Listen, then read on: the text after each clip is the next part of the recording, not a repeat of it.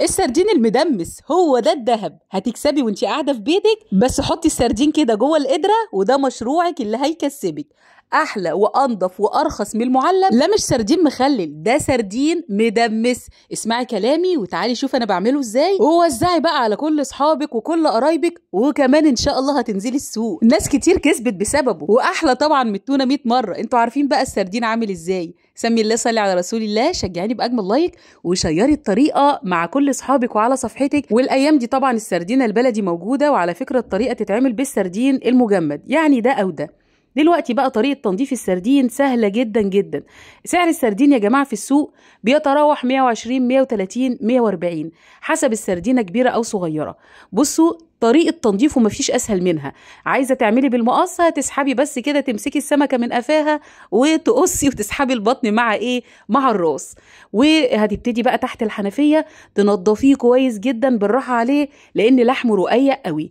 الله على طعم السردين البلدي، خاصة بالطريقة دي حاجة تانية. هتجيبي بقى قدرة، لو عندك قدرة. أم ريان أنا ما عنديش قدرة، هقولك ينفع في الحلة، وينفع كمان إنك تشيلي سلسلة الظهر. بس الصراحة ما بشيل الشوكة الداخلية بالديل، السمكة بتكش. أنا كنت جايبة 2 كيلو وعايزة أقولك زنقتهم كلهم في القدرة دي. وزي ما بقولك الحلة اهي تنفع ترصي فيها السمك مفيش مشكلة. دلوقتي بقى هتستوي في ايه؟ حطيت كده كوبايه الا ربع ميه على ال2 كيلو، عليهم ربع كوبايه زيت، عليهم 3 معالق كبار خل. ركزي بقى في الاضافات، نص معلقه من كزبره ناشفه، كمون، فلفل اسود، كبابه صيني، حطيت ورق لورا وقرون شطه، مع معلقه صغيره بابريكا، ومعلقه كبيره ملح، يا ملح صخر يا ملح عادي اللي عندك. وابتدي بقى اسقي السمك بالتتبيله اللذيذه اللي عملناها. حاجه كده ما حصلتش ولا هتحصل. والله يا جماعه فكره المشروع دي ناس كتير كسبت بسببها، وفكره مربحه جدا وبيوزعوا منها. وهقولك على الاسعار دلوقتي. هتقفلي بقى عليه كويس كده، يا بالغطا يا بالفويل كده، وتدمسيه زي الفول بالظبط. بمعنى اني هسيبه يغلي اول 10 دقايق، يغلي على نار وسط، بعدين ههدي النار شمعه واسيبه 4 ساعات. ايوه هتسيبيه 4 ساعات لغايه اما يدوب كده ويتدمس، وهو ده المطلوب. على فكره ممكن 3 ساعات، بس انا عن نفسي بفضله 4 ساعات. هنا طبعا انا عملت الغدا ونسيته خالص، فزي ما تقولي ايه لزق في بعضه. انت اول ما تقفلي عليه على طول فضيه وابتدي بقى ايه شيلي السلسله. هي المرحله الصعبه بس انك هتنضفيه يبقى جاهز على الاكل على طول. هيبقى طبعا فيه المكسر وفيه السليم عادي جدا. احنا كده كده مدمسينه 4 ساعات على النار، اللحم دايب. وشفتي شوكه سلسله الظهر نفسها اصلا ما بقتش عظم، يعني بقت زي اللحم مستويه خالص، وهو ده المطلوب. بصوا بقى هبتدي انضفه كويس كده على الاكل على طول. ادي كده كميه ال2 كيلو طلعوا معايا نضفتهم.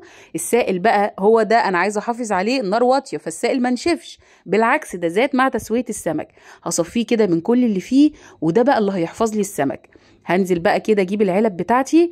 طبعا انت بتقسميها لو انت هتبيعي بقى، يعني شوف انت قدري. يعني مثلا تكلفه ال2 كيلو، ال2 كيلو مثلا قولي سعرهم 260 جنيه على ان الكيلو ب130. هتحطي مثلا 20 غاز، 20 علب، هتحطي مثلا 20 توابل، وقولي كمان 10 زيت. يعني مثلا انت حطيتي 70 جنيه كمان، يبقى الاجمالي بالسعر بتاع السمك 330. شوفي بقى العلبة زي دي، هي العلبة تقريبا كان وزنها 430 كل علبة حاجة كده، يعني 430 جرام.